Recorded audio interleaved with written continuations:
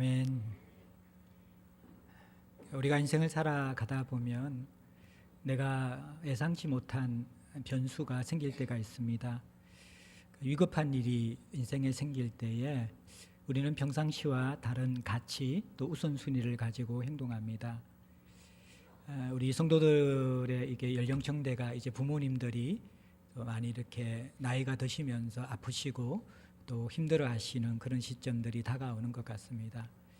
평상시에는 우리가 돈을 모으고 또 내 시간을 꼭 필요한 데만 사용하고 그렇게 살아왔는데 위급한 일이 생기고 또 가족 중에 중한 질병이 생겼을 때는 이 모든 것들이 우선순위가 바뀌어집니다. 평상시에는 상상할 수 없었던 그 금액의 돈을 어떻게 보면 그 치료나 수술 이후에 나아질 가망성이 그렇게 많지 않는 확률임에도 불구하고 우리는 주저하지 않고 아끼지 않고 우리가 모아놓은 돈들을 사랑하는 가족을 위해서 사용하고자 합니다. 평상시에는 전화 한 통하기도 힘들고 1년에 한두 번 찾아가기도 힘든 그런 발걸음이었지만 또 부모님이 참 힘들고 어려워지는 순간이 되어지면 우리는 먼 거리지만 매주가 마다하고 찾아갈 수밖에 없는 것, 그것이 인생에 이러한 가족 중에 어려운 일이 생길 때에 보편적으로 우리가 반응하는 모습들입니다. 참 평상시는 모르는데 삶의 풍랑이 일어날 때, 강풍이 생길 때에 정말 무엇이 중요한지 돌아보고 삶의 우선순위가 바뀌는 것이죠. 그리고 또 하나, 삶의 우선순위가 바뀔 뿐만 아니라 그동안 내가 추구했고 소중하게 생각했던 것이 실제적으로 어려울 때 본질적인 도움이 되는가, 이것이 근본적인 해결이 되는가, 그 부분에 대해서도 우리는 생각해 보고 고민해 볼 때가 많이 있습니다. 우리가 오늘 살펴본 성경 말씀은 바울이 이제 2년 정도 가이사랴에서 감금되었다가 마침내 로마를 향하여 떠나가는 로마 여행의 출발 모습입니다. 이 본문은 어떻게 보면 바울이 제수의 신분, 미결수의 신분으로 로마를 향하여 가는 그러한 여정이지만 우리 인생 항해의 여정을 간접적으로 묘사하고 보여주는 것 같습니다. 그래서 이 여정 속에 하나님께서는 바울을 어떻게 위로하고 도우시는가 첫 부분에 나오고요. 그 다음에 이 여정 가운데서 어떻게 선택하고 어떻게 나아갈 것인가, 그 선택 과정 가운데 바울과 또 이 선원과 선장들이 다른 이견을 내면서 또 이게 충돌하는 모습이 생깁니다. 그러면서 세상 사람들은 어떤 가치를 가지고 인생 여정을 살아가고 있고 또 성도들은 어떤 가치 중심으로 살아가고 있는가 우리가 간접적으로 볼 수 있고요. 그리고 궁극적으로 예상치 못한 변수였던 유라굴라라는 강풍이 일어날 때에 배에 탄 선원들과 배에 탄 사람들의 행동들, 그리고 그 행동의 결과가 어떻게 드러나는가, 그리고 전혀 다른 모습으로 행동하고 또 이 전혀 다른 모습으로 사람들에게 소망을 주는 바울의 모습과 그 결과들, 이런 것들이 쭉 이 본문 속에 펼쳐집니다. 그래서 오늘 저는 이 본문을 조금 우리 인생 여정과 비유를 하여서 인생의 풍랑이 일어날 때에, 강풍이 일어날 때에 가장 필요한 것이 무엇일까? 무엇을 우리가 준비하며 살아가야 될 것인가? 이 부분을 좀 우리가 생각하며 교훈받기를 원합니다. 1절부터 3절까지 바울이 이제 마침내 로마로 가는 여정이 시작되어집니다. 그런데 1절에 바울은 몇 제수들과 함께 승선하여서 로마의 여정을 시작합니다. 1절에 나와 있는 제수, 다른 제수 몇 사람, 이 사람이 어떤 사람이냐 그러면 당시 성경학자였던 로버트슨이나 또 이 렌스키나 또 램지라는 그러한 신학자들이 10중 8구 이 제수들의 신분은 사형수였을 것이다, 그렇게 추측하고 있습니다. 사형 언도를 이미 받은 이 제수들은 로마에 들어갔을 때에 두 종류의 결과만 기다립니다. 대부분은 그 원형 경기장에 굶주린 사나운 짐승들의 먹잇감으로 던져집니다. 그리고 그 가운데 좀 싸움할 수 있는 기술이 있고 체격이 굉장한 사람들은 검투사로 길러져서 서로 싸워서 죽이고 살아남는 사람만 끝까지 가는 그러한 이 끝없는 죽음의 그 결투 속에 던져지는 것, 그것이 바로 이들의 운명입니다. 참 평생을 복음을 위해 살아왔던 바울이 어떻게 보면 이 제수들과 함께 로마행을 간다라는 것들, 인간적인 측면에서 보면 참 초라하고 처근한 모습이죠. 물론 바울은 당시 미결수였지만 함께 동성했던 제수들이 이러한 사형수의 신분이었기 때문에 배에 탄 이 분위기들은, 이 배의 분위기들은 그야말로 난폭하고 소망이 없는 우울한 분위기였을 것입니다. 인간적으로 좀 수고한 바울이 편안한 환경 속에서, 그리고 참 어떻게 보면 영웅까지는 아니더라도 그래도 좀 인간적으로 따뜻한 대접을 받으면서 로마로 가기를 원했는데, 전혀 우리가 예상한 것과 다르게 초라한 미결수, 그러나 제수에 가까운 신분으로 사형수들과 함께 로마로 호송되는 것이 첫 장면입니다. 하나님은 이러한 상황 가운데에 바울을 또 버려두지 아니하시고 위로하십니다. 왜냐하면 1절에 우리가 이렇게 출발합니다. 바울만이 이 배에서 성승한 것이 아니라 바울과 함께 동승한 동료들이 있었다라는 것입니다. 누구일까요? 먼저는 우리가 이 로마로 향하는 항해 여정들의 기록들을 살펴볼 때에 이것은 함께 동승한, 함께 이 배에 탄 사람이 아니고는 기록할 수 없는 성격의 것, 다시 말하면 현장감이 생생하게 살아있는 목격담 기록이라는 것입니다. 그래서 이 사도행전의 저자인 누가가 로마 여정의 배에 함께 탔을 것이다, 대부분 그것에 동의합니다. 누가가 이 배에 동승했습니다. 또 하나는 3절에 보면 데살로니가 사람 아리스다고가 이곳에 함께 타서 바울과 로마의 여정을 함께합니다. 아리스다고는 성경에 한 3번 정도 등장합니다. 첫 번째는 사도행전 19장에 보면 에베소에서 바울이 돌에 맞아 거의 이 죽음의 위기에 들어갈 그쯤에 아리스다고는 바울 곁에 있었던 사람이었습니다. 그리고 골로새서 4장에 보면 로마 감옥에서 감금되어져서 서신을 쓰고 있을 때에 그 감옥 속에 있을 때에 그와 함께 있었던 사람이 아리스다고다, 그렇게 이야기합니다. 그리고 또 오늘 본문에 나오는 이 로마의 여정, 제수의 신분으로 이제 마지막 황제의 심판을 받기 위해서 가는 이 바울과 함께 하는 사람이 아리스다고입니다. 성경에 3번 등장하는 아리스다고는 다 바울이 가장 힘들고 어려운 순간, 돌에 맞을 순간, 감옥에 갇혀 있는 순간, 로마로 호송되는 순간에 함께 있었던 위로자인 것이죠. 의사 누가는 이 사도행전과 누가복음의 저자일 뿐만 아니라 직업적으로 의사라는 직업을 가지고 있죠. 그래서 아마 이 호송되어져 가는 긴 여정의 바울의 옆에서 육체적인 도움, 또 이 육체적 상태를 잘 돌보아주는 그러한 역할을 했을 것이고, 아리스다고는 그야말로 위로의 사람인 것 같아요. 말을 많이 해서 위로하는 사람이 아니라 힘들 때 곁에 있으면서 바울의 동력자가 되어주는 위로의 사람, 참 너무 귀한 그러한 동력자를 하나님 붙여주셨습니다. 그리고 또 하나 하나님이 주신 예기치 않는 선물은요, 3절에 보면 이 백부장 율리오라는 사람이 호송의 전체 책임자인데, 시돈이라는 곳, 여러분들 안쪽에 여러분들 지도에 보시면 가이사라에서 떠나서 처음 도착하는 것이 시돈이라는 곳인데, 시돈에 잠시 정박할 때에 그때 이 율리오가 친절을 베풀어 환대를 하여서 그 시돈에 있는 그리스도인 공동체와 함께 교제할 수 있는 기회를 허락하여 줍니다.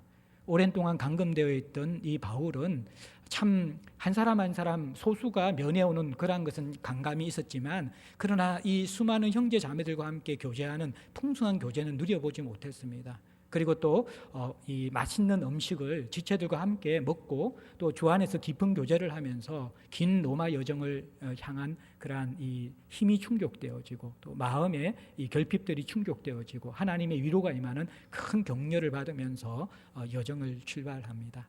겉으로 볼 때는 초라하지만 그러나 하나님은 이 바울이 위롭지 않도록 따뜻하게 누가와 그리고 또 우리 아리스다고와 또 시돈 공동체를 통하여서 위로하고 격려하시면서 바울과 함께 하시는 거죠. 저희 제자들 공동체의 아름다움은요, 참 마음이 착한 것 같아요. 그래서 힘들어하고 어려워하는 사람들, 그들과 같이 있어주는 그러한 지체들이 우리 공동체에 많이 있습니다. 지난주 한 형제가 찾아와서 목사님, 제가 새롭게 개척하는 우리 유 목사님 교회에 함께 합류해야 될 것 같아요. 근데 울먹울먹 거리는 거예요. 이 공동체에서 20년 동안 신앙생활을 한 부부입니다. 조금 있다가 아내가 같이 와서 닭똥 같은 눈물을 뚝뚝뚝뚝 흘리는 거죠. 20년 동안 모든 교제권들과 정말 그의 신앙의 주옥들이 이게 다 있는데 하나님이 주시는 마음, 새롭게 시작하는 연약한 공동체에 대한 마음, 그 마음을 주님께서 주셨기 때문에 함께하는 그 가족을 보면서 참 제 마음도 아렸어요. 이들을 떠나보내야 된다는 그런 아픔이 있었지만 또 하나 깊은 감사가 있었습니다. 정말 약할 때, 힘들 때 같이 있어주는 이러한 지체들, 이것이 제자들 공동체의 유산이었고 우리가 가지고 있던 가치였다는 것을 확인할 수 있었습니다. 또 어제 금요일 날 우리 그루터기 부인의 모인 종강 시간에 두 사람이 간증했는데 참 은혜 받았어요. 저는 짧게 메시지를 전했고 저는 세례 요한의 역할을 하고 나뒤에 오실 두 분의 간증이 진짜 이렇게 진짜였어요. 근데 한 자매가 어머니가 암에 걸려서 항암 투병을 하면서 신앙생활을 시작하셨는데 공동체에 대한 감사를 많이 느끼면서 그 5차례 항암 치료를 할 때 동일하게 우리 공동체 권사님 한 분이 본인도 암에 걸려서 투병한 그런 경험이 있기 때문에 그 치료할 때마다 한 번도 빠지지 않고 다 같이 가셔가지고 옆에 계셔 주셨는데, 그래서 이 어머니가 그런 말을 하셨다라는 거예요. 참 세상에 이런 사람이 없다. 세상에 이런 사람 없다. 성도들이 어떤 모습이 되어야 되냐면요, 세상에 이런 사람이 없다라고 그렇게 고백받을 수 있는 사람. 그 사람이 누구입니까? 자기 유익 때문에 살아가는 사람이 아니라 아리스타고처럼, 누가처럼 정말 힘들고 어려울 때에 같이 있어주는 사람. 다 뭔가 내가 얻을 것 있고 내가 누릴 것 있을 때는 다 같이 있어주잖아요. 근데 세상에 이런 사람 없는 사람들은, 이 그리스도인들은요, 아리스토고 같은 사람이죠. 감옥에 누가 같이 갑니까? 긴 로마의 제수의 신분으로 가는 여정에 누가 따라갑니까? 사람들이 돌을 던지는 자리에 그게 누가 같이 있습니까? 근데 정말 성경에서 소중하게 생각하는 그러한 사람이 누구냐 그러면 이 고난의 순간에, 위기의 순간에, 어려움의 순간에 같이 있어주는 사람이죠. 하나님은 이렇게 바울의 초라한 출발이지만 또 따뜻하게 동력자를 허락하여 주셔서 힘을 주시고 격려하심으로써 그 길을 떠나게 하십니다. 이것이 세상 사람들이 모르는 성도의 삶의 길입니다. 만물의 찢기 같은 모습이고, 어떻게 보면 영웅 대접이 아니라 우리는 이 배 밑바닥에 들어가는 그런 인생 같은 삶을 하나님 섬기면서 살아가고 취급받을 수 있지만, 그러나 하나님은 이러한 우리들을 소중하게 생각하시면서 우리의 마음을 만져줄 수 있고 그 길을 같이 갈 수 있는 동력자를 붙여주시면서 이 인생 여정, 로마 여정을 걸어가게 하시는 것, 그것이 하나님의 은혜입니다. 그러면서 4절부터 20절까지 이제 이 여행이 출발하면서 쉽지 않는 상황이 일어납니다. 그래서 이제 4절부터 13절까지는 가이사랴에서 그레데 항구까지 이렇게 쭉 가는 모습인데, 4절에 보면 여러분들 보면 맞바람이 일어나고 7절에 보면 풍세가 거세어져 가지고 참 이렇게 진행하기가 힘들어져요. 여러분들이 제가 우리 마을 모임이 맞춰 가지고 묵상과 나눈 질문보다 지도를 좀 넣어서 도움을 드리고자 했거든요. 보시면 가이사랴에 출발해서 시돈에 도착하잖아요. 자, 시돈에서 이제 이 이탈리아 여기로 가려 그러면요, 그레데스 밑으로 해가지고 쭉 가가지고 여러분들 도착하는 것, 시실리 쪽으로 도착해서 올라가는 것이 가장 빠른 항로입니다. 근데 맞바람이 부니까 어떻게 되어집니까? 길리기아, 밤빌리아 이 해안가를 따라 가지고 이게 배가 자초되지 않도록, 그리고 그레데섬이 이 구보로라고 이야기하죠. 이렇게 구보로 섬이 이거 막아주도록 그렇게 따라갑니다. 따라가서 여러분들 쭉 보시면 무라라는 곳이 있죠. 무라라는 곳에서 배를 갈아탑니다. 알렉산드리아에서 와서 이제 이탈리아로 가는 배인데 이것은 큰 배예요. 요 무라까지 갈 때는 작은 배를 타고 갔고, 이제 무라에서 큰 배를 받고 타서 이것은 화물선, 상선입니다. 많은 곡식들을 실어서 로마로 이렇게 가져가는 그런 배라는 거예요. 그 배에 이 사람들이 타서 갑니다. 그리고 나서 여러분들 이 그니도라는 니도에서 쭉 아가야 밑으로 그레데 위로 쭉 가야지 제일 빠른 항로인데도 불구하고 맞바람이 너무 심하게 부니까 살모네에서 항로를 바꾸어서 밑으로 바꿉니다. 그래서 그레데 해안, 그레데 섬을 바람막이로 삼아가지고 이렇게 밑으로 해서 이렇게 가려고 하는데 그것도 쉽지 않게 되었다는 거예요. 그러니까 겨우겨우 여러분들 7절에 보면, 여러분들 8절에 보면 간신히 미양에 도착하는 것, 이것이 첫 번째 항해 여정입니다. 근데 미양에서부터 지금 9절부터 13절에 보면 바울과 선장과 선주 사이에 의견 충돌이 일어납니다. 바울은 뭐라고 제안하냐 그러면요, 여러 날이 걸려 9절에 금식하는 절기가 이미 지났기 때문에 항해하기가 위태롭다 그렇게 이야기합니다. 그래서 10절에 내가 보니까 이번 항해가 하물 배 밑에 있는 그런 모든 물건들과 배만 아니라 우리 생명에도 타격과 많은 손해를 끼치기 때문에 항해는 여기에서 중단하고 미항 이곳에서 겨울을 나자 그렇게 제안을 합니다. 자, 지중해 바다는 겨울에 항해하기에는 굉장히 어려운 여건이 됩니다. 그래서 실제적으로 11월부터 1월까지는 항해 자체가 금지되어져 있습니다. 그래서 아무리 큰 선박과 유능한 이 선원들이 타고 있더라도 11월부터 1월까지 지중해 이 연안을 항해하는 그러한 배는 없다라는 것입니다. 그리고 9월부터 3월까지는 항해하기 굉장히 위험한 때이기 때문에 될 수 있으면 항해를 하지 말라고 이야기합니다. 부득이하게 항해할 때는 조심스럽게 항해해야 되는 그런 시기입니다. 금식하는 절기가 지났다라는 것은 유대적으로 볼 때 금식하는 절기는 7월 10일입니다. 1년에 한 번 있는 대속죄일인 것이죠. 이것을 오늘날에 어떠한 달력으로 환산한다 그러면 9월 20일 경이 금식하는 절기입니다. 그런데 이것이 이미 많이 지났기 때문에 미항에 도착했을 때는 성경학자들이 10월로 접어들었을 때라 그렇게 생각하는 것이죠. 11월 달부터는 항해 자체가 금지되어졌고 9월 달부터는 항해하는 것이 굉장히 위험하다라고 그렇게 많은 사람들이 이야기하고 있던 때였거든요. 그래서 바울은 우리가 이 미항에 도착했는데 이곳에서 겨울을 나자 그렇게 주장하고 있는 것이죠. 만약 여기서 더 항해하다가는 배와 화물이 파손될 뿐만 아니라 이곳에 타고 있는 사람들의 생명도 위태롭게 될 것이다.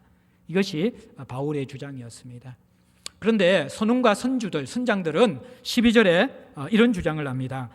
그 항구 미항이 겨울을 지내기가 불편하기 때문에 거기서 떠나서 아무쪼록 베닉스에 가서 그곳에서 겨울을 지내자. 여러분 지도에 보면 이 미항에서 베닉스는 그레데 섬 서쪽 끝에 있는 것이죠. 이 베닉스까지의 거리는 65km 정도 됩니다. 그렇게 긴 거리는 아닌 것이죠. 그런데 이 미항은 바울이 타고 있는 배에 있는 사람들이 편안하게 겨울을 날 정도의 큰 항구가 아니라는 것입니다. 다음 주에 살펴보겠지만 이 알렉산드리아에서 와서 이탈리아로 가는 배에 승선한 사람은 바울을 포함해서 276명입니다. 당시의 어떤 시대적 상황을 봤을 때는 굉장히 큰 규모의 배라는 것이죠.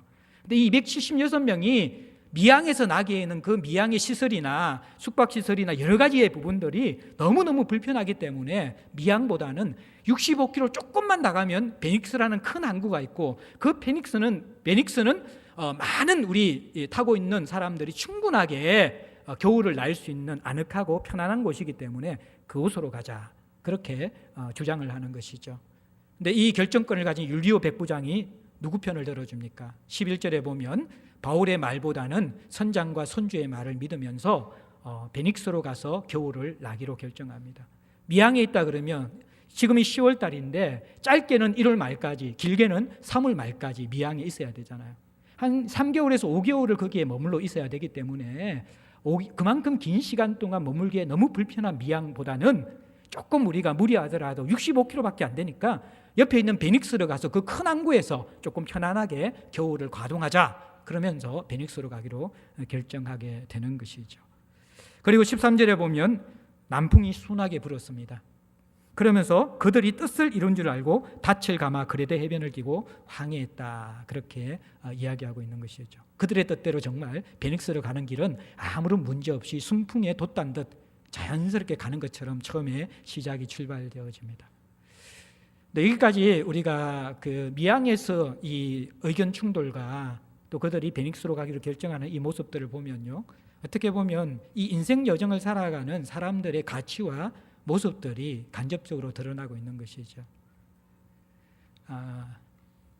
바울은 물론 그도 이 배를 탄 경험이 있는 사람이죠. 1차, 2차, 3차 선교 여행을 통해서 유대인들은 항해 민족이 아니기 때문에 바다를 잘 모릅니다. 그러나 바울만큼은 누구보다도 오랫동안 선교 여행을 떠난 사람이었기 때문에 바다에 대한 지식을 가지고 있습니다. 물론 그럼에도 불구하고 선장과 선주들만은 못하겠죠.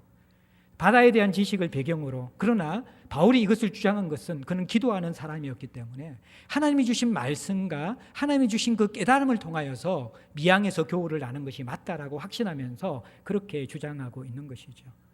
어떻게 보면 바울의 주장은 바다에 대한 경험은 그렇게 전문적이지 않지만 그러나 하나님과의 관계 속에서 또 말씀을 통해서 결단한 선택을 통하여서 지금 주장하고 있는 것입니다. 그런데 선장과 선주들은 인생을 살아가는데 그것이 필요 없지요. 그들은 합리적인 이성과 그동안의 경험, 그것이 유일한 인생의 선택의 기준입니다. 이것이 부딪히게 되는 것이죠. 그런데 백부장 율리오는 바울에 대한 호감을 가지고 있었지만 결국 이 중요한 항해 여정의 결정은 이성과 경험을 신뢰하게 되어집니다. 그래서 이들의 편을 들고 있는 것이죠. 그런데 여러분들 이것을 결정하는 근본적인 가장 중요한 배경이 어떻게 됩니까? 동기가 무엇입니까? 불편함을 피하기 위해서입니다. 미항은 겨울을 나기 불편하다는 것입니다. 베닉스가 훨씬 더 편안하고 누리기 좋다라는 것입니다. 그리고 13절에 그 결정을 지지하듯이 순풍이 불고 아무 문제 없이 항해가 시작되는 것 같습니다. 여러분들 이 9절부터 여러분들 13절까지의 모습이 대부분 세상 사람들의 삶의 방법입니다. 또 교회 안에 있지만 정말 하나님을 제대로 만나지 못한 사람들이 인생 여정을 살아가는 방법입니다. 말씀을 듣지만 그 말씀이 주는 판단보다는 우리가 더 우선순위에 두는 것은 오랜 우리의 합리적인 이성들과 또 내 삶 가운데 축적되어진 인생의 경험들이 결국에는 선택할 때 가장 많은 영향력을 미칩니다. 그것이 율리오의 선택이고 그것이 선장과 선주의 선택이라는 것입니다. 그리고 그 중심부에 그 선택의 가장 중요한 동인이 되는 것은 어떻게 더 내가 안전하고 편안하게 살 것인가. 그것이 삶의 선택의 중요한 그러한 이유라는 것입니다. 좀 미항에 있더라도 불편하게, 그렇지만 좀 이 미래에 대한 위험보다는 좀 잘 준비하면서 살아가야 되는데 우리는 그것보다도 65km 그거 조금 간다고 해서 조금 뭔가 이렇게 위험을 감당하고 한다고 해서 그게 무슨 문제냐. 위험은 있지만 안전함이 더 크기 때문에 그렇게 하자, 그렇게 생각하고 있는 것이죠. 성도들도 세상 살아가면서 이 선을 쉽게 넘어갈 수 있거든요. 미항에 있는 게 더 안전할 수 있는데, 말씀대로 살아가는 것이 불편하지만 안전할 수 있는데, 그런데 65km 베닉스 바로 곁에 있잖아요. 잠시 요 정도 더 나간다고 해서 무슨 문제가 생기겠는가? 이 기준이 조금 더 연장된다고 해서 무슨 문제가 생기겠는가? 여기에 가면 훨씬 더 편안하다는 것이죠. 이 부분만 조금 타협하게 되어지면 베닉스에서 겨울을 가동할 수 있다는 것이죠. 그렇지 않습니까? 여러분들 자녀 문제, 여러분들 인생의 진로 문제, 중요한 결정의 문제 가운데서 미항에 있기를 원합니까? 조금 위험할 수 있지만 조금 더 가면 더 편안하고 여러분들에게 많은 것을 줄 수 있는 베닉스로 가기를 원합니까? 사람들은 베닉스를 다 선택합니다. 그것이 편안하고 누릴 수 있는 것이기 때문에. 그리고 실제로 여러분들 13절에 보면 베닉스로 가는 여정이 문제가 없습니다. 남풍이 붑니다. 술술술술 배가 잘 그렇게 갑니다. 아무 문제 없이 갈 것 같습니다. 사실 우리 인생이 9절부터 13절에 끝나면 최고입니다. 내 이성과 우리의 경험 그리고 그것을 가지고 선택했을 때 베닉스에 가는 길이 순풍에 돛단 듯이 쫙 밀려주면 얼마나 좋겠습니까? 이렇게 해서 여러분들 하나 빠진 것이 있다는 것입니다. 바로 14절에 인생은 내 경험과 이성으로만 해결될 수 없는 변수가 있다는 것입니다. 인생 강풍이 있다는 것입니다. 14절 보십시오. 얼마 안 돼요. 얼마 안 돼요. 영원할 것 같은 삶의 평안이란 없습니다. 내 마음대로 인생이 펼쳐지는 건 영원할 것 같죠. 삶이 그렇게 녹록하지 않다라는 것입니다. 얼마 안 돼요. 섬 가운데로부터 유라굴로 강풍이 크게 일어나니. 섬 가운데로부터. 그레데섬 중심부에는 이다산이라는 2100m의 큰 산이 있습니다. 그 산에서부터 이 유라굴로라는 것은, 유라라는 것은 동풍이고 굴로라는 것은 북풍인데, 동북풍이 거세게 몰아칠 때 이것이 돌풍이 되어서 바다를 격동시킨다라는 것입니다. 크게 일어난다는 것은 괴물이 짐승을 삼비듯이 바다가 정말 표효하면서 물결치고 있는 그런 큰 태풍이 일어난다는 것입니다. 그것이 어디에서부터? 성 가운데로부터 일어난다는 것입니다. 제가 이 말씀을 묵상하면서 어떻게 보면 인생 여정과 연결시키는 게 억측 비유 같을 수 있는데, 누가가 이 쓰고 있는 단어들이 제가 이게 성경 연구하는데 마음에 폭폭폭폭 박히는 거예요. 불편함이라는 단어가 속 들어오는 거예요. 예. 그리고 섬 가운데서 이게 뭡니까? 우리가 주변부에 일어나는 그러한 삶의 풍랑들은 내 경험과 어떠한 삶의 수단으로 다 해결할 수가 있어요. 근데 문제는요, 우리 인생의 중심부에서 강풍이 일어난다는 것입니다. 삶의 본질에서, 근본적인 부분에서 강풍이 일어나면요, 야, 이것이 인생이 내 뜻대로 되는 것이 아니구나. 정말 중요한 것은 내 마음대로 할 수가 없구나라는 걸 깨닫게 된다는 거예요. 주변부의 문제는 우리가 다 컨트롤하는 것 같아요. 진짜 중요한 문제는 우리가 컨트롤할 수 있는 게 아니에요. 자식 문제 여러분들 컨트롤이 되어집니까? 내 몸의 건강의 문제 여러분들 컨트롤이 되어집니까? 내 인생의 미래의 문제 여러분들 컨트롤이 되어집니까? 안 돼요. 그것은 삶 중심부에서 터져 나오는 섬 가운데서 불어오는 유라굴로 강풍은 우리 스스로 해결할 수 없는 문제라는 거예요. 근데 삶은 우리는 인생에 이것이 없는 것처럼 살아갑니다. 13절로 끝나면 제일 좋잖아요. 근데 이 유라굴로 강풍은 인생에 반드시 옵니다. 어떤 사람은 너무 일찍 오고요. 어떤 사람은 삶을 마감하기 직전에 올 수도 있습니다. 그러나 모든 사람은 바로 삶의 유라굴로 강풍을 만나게 되는 인생이라는 것입니다. 자, 강풍을 만날 때 제가 서론 부분에 이야기했지만 모든 그동안의 삶은 흔들리고 우선순위가 바뀌고 그때부터 우리의 삶은 빨리 이것을 수습하기 위해서 고군분투를 합니다. 그런데 그 모습과 그 결과가 어떠할까요? 이제 살펴봅시다. 15절에 보면 배가 밀려 바람에 맞추고 갈 수 없어 가는 대로 두고 쫓겨갔습니다. 너무 바람이 심하게 부니까 유라굴로 강풍이 부니까 배를 조종할 능력이 없습니다. 그 잔비가 굵은 선원들이 배를 제어할 수가 없습니다. 그냥 이끌려가는 것이죠. 그리고 이제 16절부터 19절까지는 5가지의 대책을 세웁니다. 이것을 해결하기 위해서 5가지 이들이 빨리 이렇게 대책을 세우는데 16절에 가우다라는 작은 섬 아래로 지날 때에 간순히 거루를 잡아서 끌어올렸다 합니다. 거루라는 것은 여러분들 구명보트입니다. 구명정. 이것이 배 옆에 달려 있는데 강풍이 너무 심하게 부니까 이 구명보트가 공중을 날아다닌 거예요. 줄만 달려가지고. 근데 가우다라는 섬 근처에 갔을 때 겨우 바람이 잠시 잦아들었을 때 구명보트를 빨리 끌어다 가지고 배 위에다가 얹어놓고 바깥에 날아가지 않도록 묶어두는 것 첫 번째 한 일입니다. 그 다음에 17절 중반절에 보면 선체를 둘러감고, 이건 뭐냐 그러면 이물부터 고물까지 배 전체를 굵은 밧줄로 동여가지고 이것이 암추에 부딪힐 때 배가 파손되어서 부서지지 않도록 묶어놓는 그 조치를 취하는 것입니다. 그 다음에 세 번째는 스르디스에 걸릴까 두려워하여 연장을 내리고 그냥 쫓겨갔다. 스르디스는 뭐냐 그러면 모래톱입니다. 모래톱. 바다 중간에 모래톱이 있어서 거기에 배가 쿡 박히게 되어지면요 빠져나오지도 못합니다. 그러다가 민물과 쓸물에서 물의 높이가 높아지게 되면 그 자리에 다 이렇게 죽어버리는 거예요. 근데 이대로 가다가는 닻을 올리고 돛을 올리고 그대로 가다가는 이 배가 원래 원하던 그런 이탈리아 로마로 가는 것이 아니라 밑에 있는 아프리카 리비아 해안으로 가면서 그 리비아 해안은 선원들이 가장 무서워하는 모래톱이 있는 곳입니다. 그곳에 그냥 쿡 쳐박히면 그것으로 배의 인생과 그 타고 있는 모든 사람의 운명은 끝장나는 것입니다. 그러니까 그것으로 떠밀려가지 않도록 닭과 돛을 다 내려버리는 것입니다. 거기에 힘을 받지 않도록.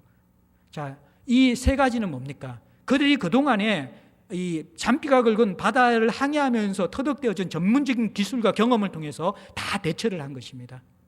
구명보트를 잡아 올리고 배를 굵은 동아줄로 묶고 그 다음에 여러분들 또 이제 닻을 내리면서 더 이렇게 심하게 표류하면서 모래톱에 박히지 않도록 다 조처를 내렸습니다.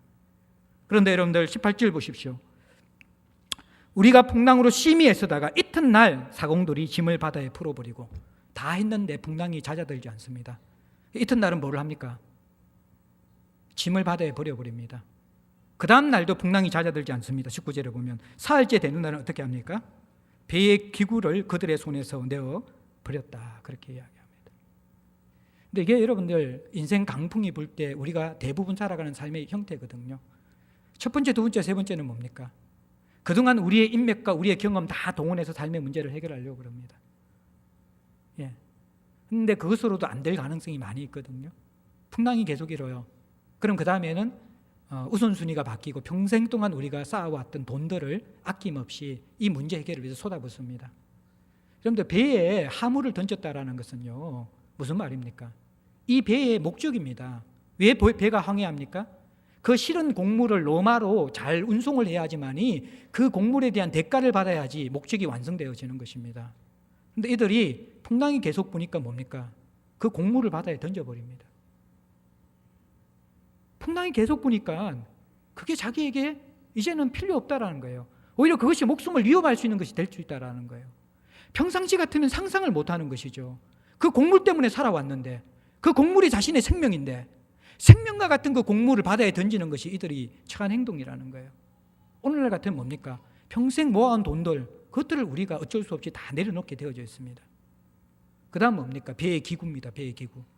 이것은 배가 항해하기 위해서는 필수적으로 필요한 것들입니다. 독과 닷 같은 것들, 어떤 위험이 처할 때 그것을 해결할 수 있는 모든 장비들이 배에 가득한데 정말 필요한 것을 제외하고는 다 내어버렸다는 것입니다. 그건 뭡니까? 우리가 살아가면서 집이 필요하고 어떻게 보면 차가 필요하고 또 직장이 필요하잖아요. 근데 나중에 여러분들 정말 인생의 강풍 몰아칠 때 보십시오. 집도 직장도 절대 가치를 잃어버립니다. 그것도 버려야만 할 때가 오게 된다는 거예요. 인생 가운데서. 그런데 이것이 유라굴로라는 강풍이 몰아치면 우리가 삶이 어쩔 수 없이 피조물이기 때문에 선택할 수밖에 없는 삶의 모습이라는 거예요. 근데 제가 이 말씀을 묵상하면서 너무 마음이 아팠던 것들은 다 이 조치를 취했는데 20절 읽어봅시다. 같이 한번 읽어볼까요? 시작.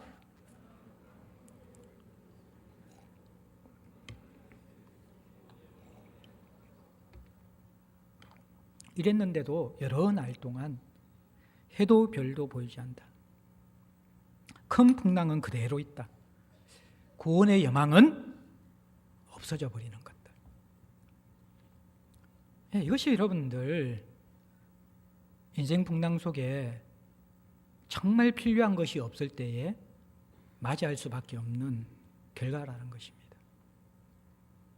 제가 이전에 한번 말씀을 드렸는데 제가 너무 각인되어 가지고 저희 조카가 이제 어린 나이에 하나님 부름을 받아 가지고 장례를 치렀고 그 장례를 제가 집례했습니다. 포항의 하장자영에서 조카의 시신을 마지막에 이렇게 넣으면서 있는데 남편을 먼저 떠나보내고 조금 있다가 조카까지 떠나보낸 우리 처형이 너무 제가 안쓰러웠어요. 그럼에도 불구하고 부활의 소망과 하나님에 대한 그 마음을 가지고 담담하게 있더라고요. 근데 곧이어 그 옆에 또 이 장례를 치르는 행렬이 있었는데 굉장히 고급 리무진에 아주 많은 사람들이 내렸습니다. 그리고 나서 불교식인지 아니면 뭔가 이렇게 이상한 종교식인지 모르겠는데 처음부터 끝까지 뭐 연불가 이런 걸 하는데 정통 불교도 아닌 것 같고 뭔가 이상한 느낌의 그런 종교인데 그러면서 이미 그 영정 사진을 보니까 70을 넘어 80에 가까운 거란 할아버지의 사진이었습니다. 근데 그것을 시신을 마지막 화장장에 넣으면서 그것을 보고 있는 그 가족들의 모습을 보면서 세상에 저토록 허망한 모습이 있는가 그것을 제가 느끼게 되어졌어요. 모든 거 다 세상으로 볼 때는 다 가진 사람들 같은데 마지막 떠나가는 그 부모님 아버지의 모습을 보면서 그렇게 자기들 나름대로 종교적 힘을 빌어서 연부를 하고 뭔가 이렇게 빌고 있는데 사실 우리 그 처형의 모습과 그들의 얼굴을 대조해 보면서 참 이 소망이 없는 사람의 허무한 모습과 저 절망 가운데서도 무엇인가에 있는 사람이 가지고 있는 그 마음의 모습들이 너무 선명하게 드러나더라고요. 우리가 세상 살아가면서 있잖아요. 평상시 모르지요. 잘 살아가는 것 같죠. 정말 이 사도행전 27장 9절부터 13절까지만 있으면 좋을 것 같죠. 편안함을 선택하고 베닉스를 선택하고 이성과 경험을 통해서 선택하고 순풍이 부는 것으로 끝나면 좋을 것 같은데 유라굴로 강풍이 있다라는 것입니다. 그때 우선순위가 다 바뀌잖아요. 모든 경험, 모든 수단들 다 동원하지만 안 되죠. 내가 소중하게 붙던 것 그거 다 놓는다 해도 그것이 또 해결해 주는 것도 아닙니다. 하늘에 별도 없고 달도 없고 풍랑은 잦아들지 않고 구원의 여망마저 없어지는 것 안타깝지만 이것이 피조물인 우리가 유라굴로라는 인생 강풍을 만날 때에 궁극적으로 처해질 운명이라는 것입니다. 근데 이 절망의 순간에 다르게 반응하는 한 사람이 있습니다. 누구입니까? 바다에 대한 전문적인 지식을 가진 사람이 아닙니다. 그는 제수의 신분으로 있던 미결수의 신분으로 있던 바울, 그가 전혀 다르게 반응합니다. 보실까요?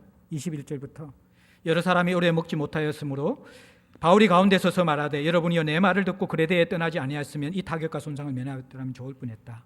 먼저는 뭐예요? 그들의 어리석은 선택에 대해서 아주 약간의 책망을 합니다. 그리고 깨달음을 줍니다. 그리고 22절부터 25절, 26절까지 보면요. 22절 보십시오. 이제는 안심하라. 25절 보십시오. 그러므로 여러분이여 안심하라. 26절에 우리가 반드시 한 섬에 걸리리라. 참 여러분들, 구원의 여망이 없어진 사람이 누구입니까? 바다에 대해서 누구보다 경험이 많은 사람들입니다. 전문 지식이 많은 사람들입니다.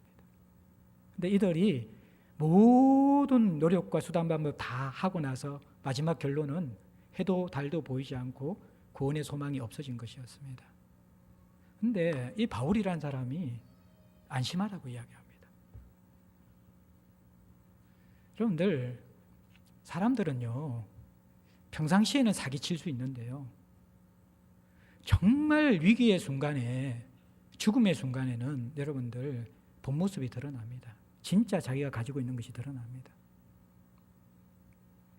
왜 우리가 예수께서 부활하셨다라는 것을 믿느냐 그러면요, 여러 증거가 있죠. 역사적 증거 다 있지만 변화된 제자들의 모습을 보면서 우리는 믿습니다. 이 제자들은 예수의 부활을 경험하기 전에는 예수 모른다고 부인했던 사람들입니다. 십자가에 달릴 때 옆에 있지 못했던 사람들이에요. 그런데 어떻습니까? 이들이 결국에는 나중에 죽게 되는 이유가 예수의 부활을 전하다가 죽는 거예요.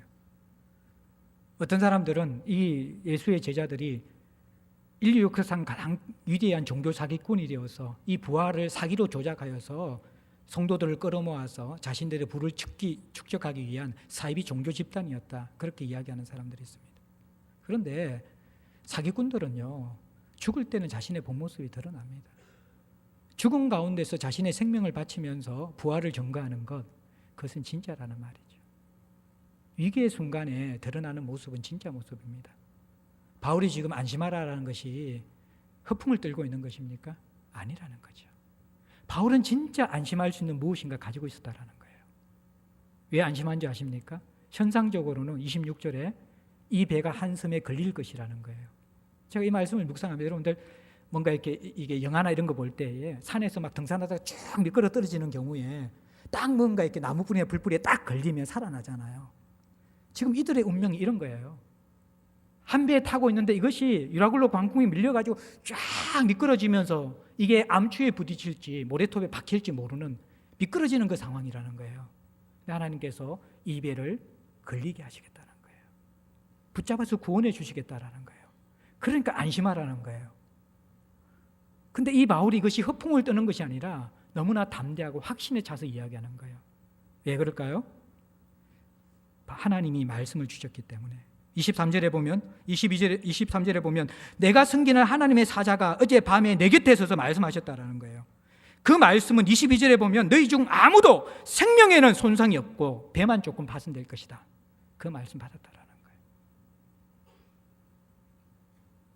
그래서 안심하라는 거예요. 25절에 내게 말씀하신 대로 그대로 될 것이기 때문에 안심하라는 것입니다. 이게 진짜 성도입니다. 위기의 순간, 강풍이 일어날 때에 세상 사람들이 가지고 있지 않는 무엇인가를 가지고 있는 사람들, 그들의 경험으로도 해결하지 못하는 것, 그들의 지성으로도 해결하지 못하는 것, 그들의 돈으로도 해결하지 못하는 것, 모든 것을 다 버리지만 해결하지 못하는 인생의 근본 문제를 해결할 수 있는 그 무엇을 가지고 있는 사람, 그것이 그리스도인입니다. 그 무엇이 무엇입니까? 창조주 하나님의 살아계심과 그분의 말씀하심입니다. 내 곁에 서서 말씀하시는 하나님, 그 풍랑을 만드시고 지배하시는 그 하나님이 곁에 서서 말씀하신다라는 것입니다. 세상 사람들은 경험할 수 없는 것입니다. 그들은 알 수가 없는 것이죠. 그것을 바울이 담대하게 선포합니다. 여러분들, 강풍이 휩싸이고 내가 아무것도 할 수 없을 때 포기가 아닌 안정감과 마음 깊은 곳에서 생명의 역동과 용기를 경험하신 적이 있습니까? 그게 그리스도인의 놀라운 역설적인 하나님의 임재입니다.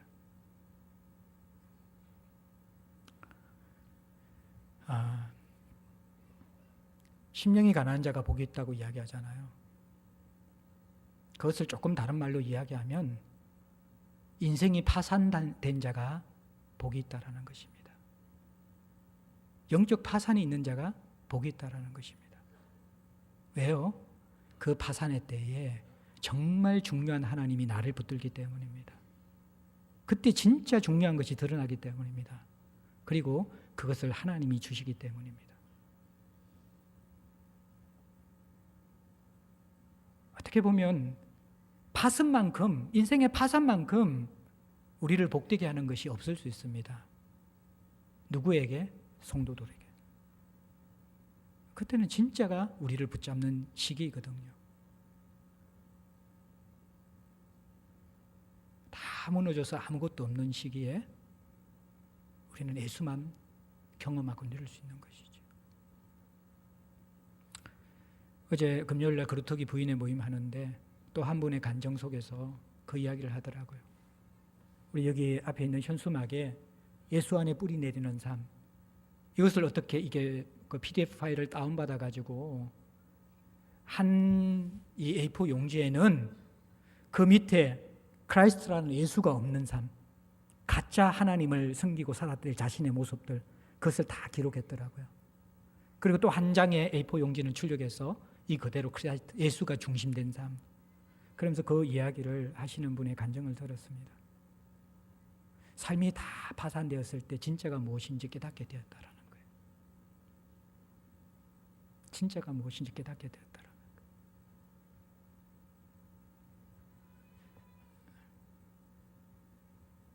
유라굴로 강풍을 만날 때에 더 견고해질 수 있는 사람, 그 폭풍도 삼킬 수 없는 생명의 사람, 그것이 그리스도인입니다.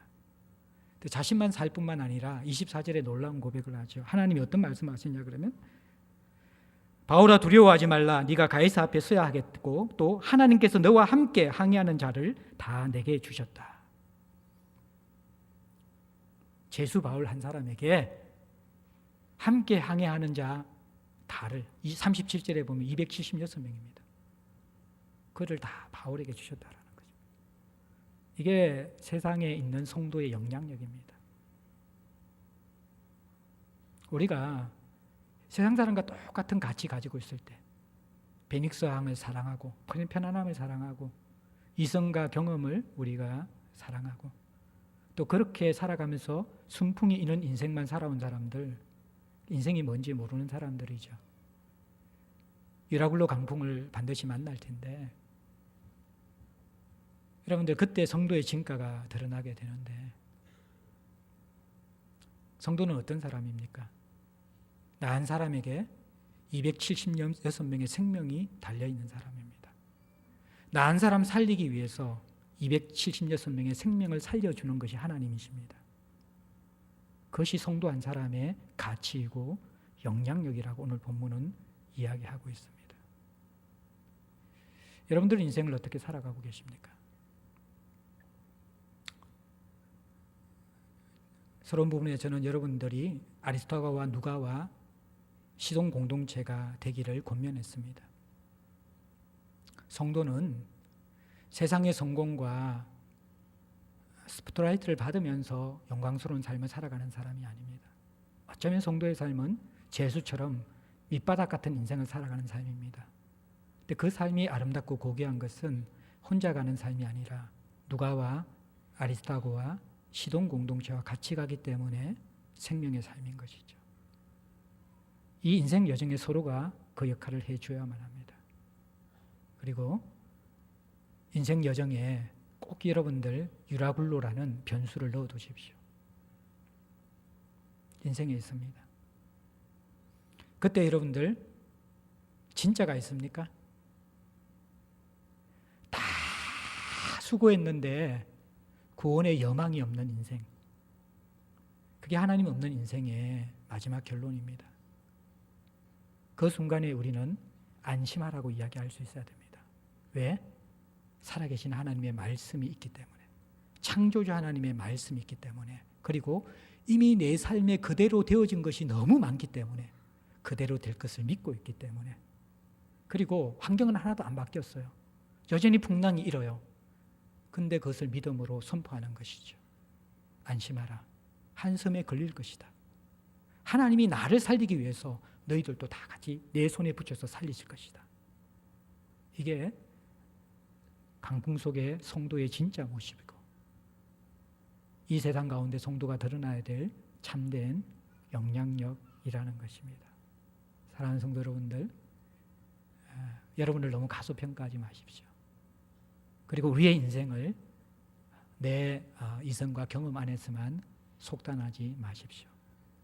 함께 우리가 인생 강풍을 대비하는, 홍수가 날 때도 견고하게 우리의 삶의 기초가 있는 그러한 지혜로운 인생 건축자, 인생 항해자 될 수 있기를 주의 이름으로 간절히 축복합니다. 우리 찬송 드리겠습니다. 432장 찬송가 드리겠습니다.